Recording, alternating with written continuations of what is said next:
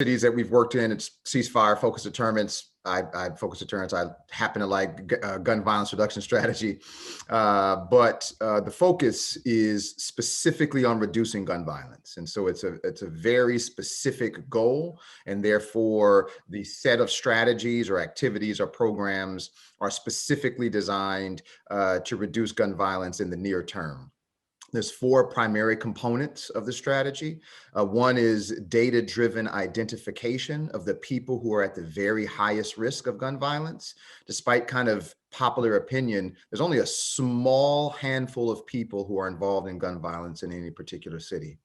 Second is direct and respectful communication of that risk to those individuals, to inform them of their risk, like a public health model where you, like during COVID, you want to tell people who are over a certain age, who have underlying health conditions, if you contract the virus, you have a much likelihood of having a much worse condition, a higher likelihood of having a worse condition. And so we're informing these individuals of their risks. It's not a scare straight, it's not a scare tactic.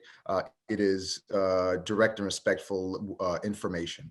Third, and extraordinarily important, is the provision of services, supports, and opportunities to engage these folks who are at the very highest risk with actually some of the aspects that have been talked about, so outreach, CBT, but a very important piece of this strategy is intensive life coaching, using a credible messenger, someone with a similar lived experience, to engage this person in a positive relationship. You may not connect them to services immediately, like the good point Fernando made, but you want to have a positive relationship with them to gain influence with them, to help them make better decisions.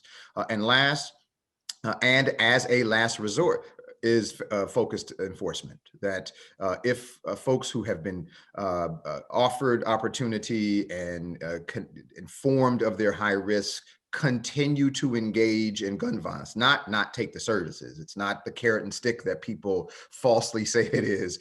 If they continue to engage in gun violence, then as a last resort, it is really focusing enforcement on this extraordinarily specific set of behavior. And that combination of strategies has proven effective in reducing gun violence.